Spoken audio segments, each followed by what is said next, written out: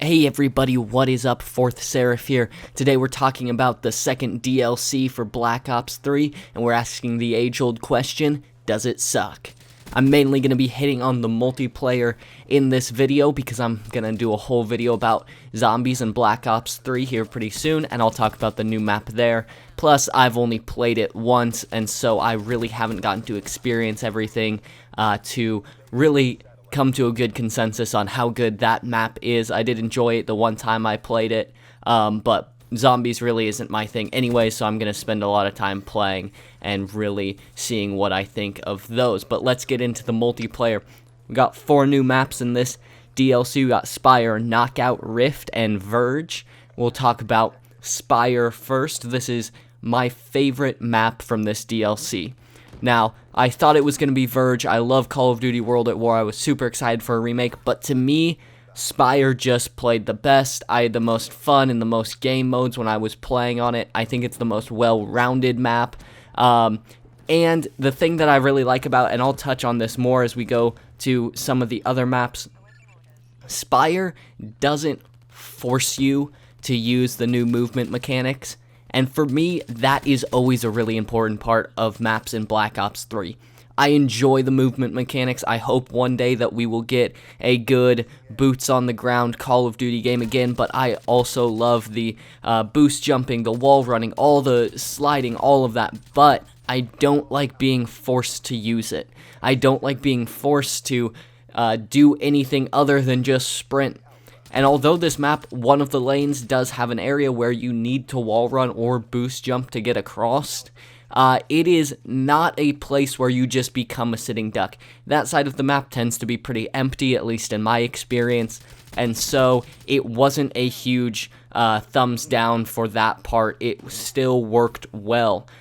Next, we'll talk about Knockout. Knockout is a Japanese-themed map. It is bright, it is colorful, it is the new Call of Duty, essentially. This particles in the air, bright colors, but to me, this is the weakest map in the map pack.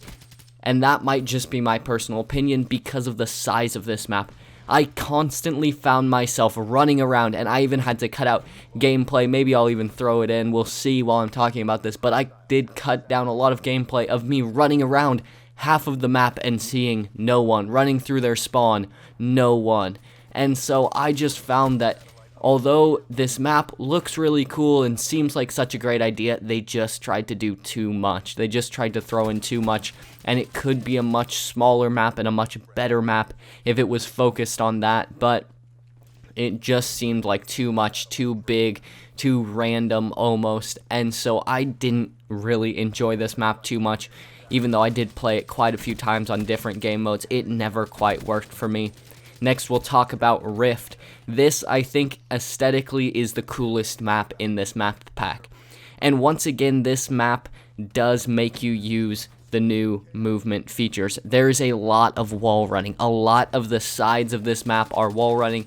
I guess you technically don't have to, but very large portions of this map are wall running. So you are, in some senses, kind of forced to use it. I hope as you guys play this map you'll understand what I'm saying, because obviously there is always a way to get from one end of the map to the other without movement mechanics, but I feel like if a high enough percentage of the map requires wall running, then that kind of does force you to use it, because you can't always just go the same way every time.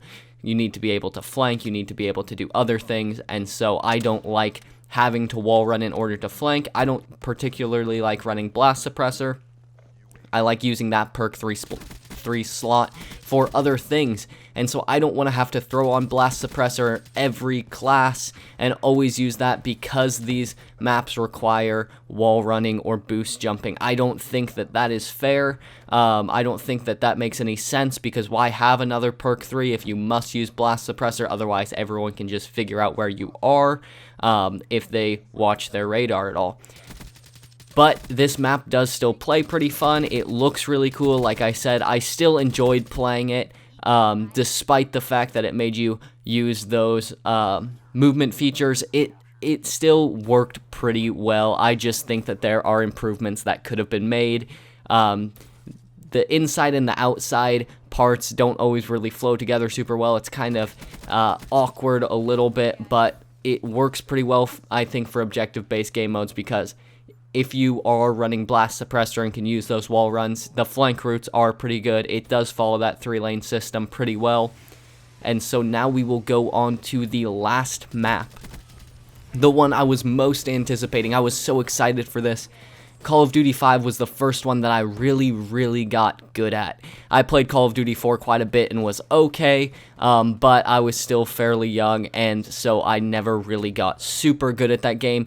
In Call of Duty 5, I actually was, I think, in the top 200 or 300 in the world in the Sabotage game mode on Xbox 360. So my ranking was pretty high. I obviously played that game a lot. Bonsai is a great map. It's super cool, and I was so excited for it. And when I played it, I was disappointed. It did not work at all for me. Verge, although it's an okay map, thinking back to how it was in World at War, the Black Ops 3 version I feel is significantly worse. They've opened it up so much and made it so much about these new movement mechanics that I feel like it is not even the same map. That's not to say that it is a terrible map. It is an okay map, but as a World at War remake, it is terrible, if that makes sense. I'm not saying that it's not fun, but I am saying that it is disappointing, and I feel that many other fans of World at War will be disappointed as well. Because this fighting on the bridge, they've also enlarged the objects and made it so that you really can't see across. It used to be about hard scoping, and now it is such a fast-paced map that it's all about SMGs. And so the first time I was out there, I haven't sniped in a while, but I thought, hey, I'm pretty good at sniping. I can hard scope some people. I can try it out. That's what's going to be best on this map. And I got absolutely destroyed trying to snipe. And once I throw on an SMG or an AR with a little bit closer range, I started doing very well. And so to me, to change the map completely is not what you want to do. And so I think that they should have taken maybe a smaller World at War map. I love the idea that they would take things from Call of Duty World at War. Like I said, it is my favorite game, and I think there are maps that could work very well.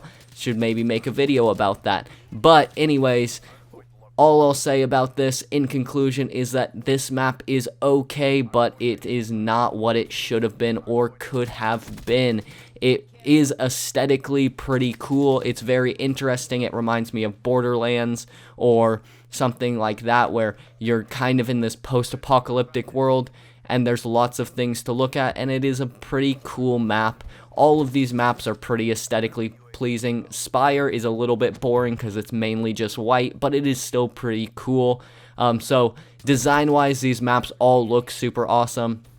But overall, I don't think they all play the best. I prefer the first DLC over this one, simply because we got that Skyjacked remake, and this map pack didn't include a really small map. Spire is probably considered a small map, but we didn't get a Nuketown or Skyjacked size map, which was what I was really hoping for. That is my favorite. I almost exclusively play Nuketown and Skyjacked, and I was hoping to add one of the other small maps, a remake from one of the other games, back into Black Ops 3. That would have been really cool, and I think that they should do that in every DLC, but unfortunately this one they decided not to do anything too small.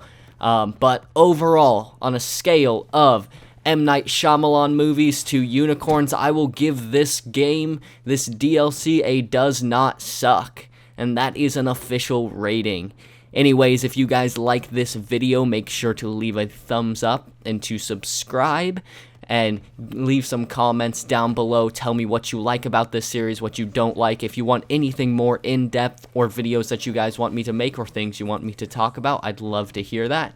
Anyways, I'll see you next time.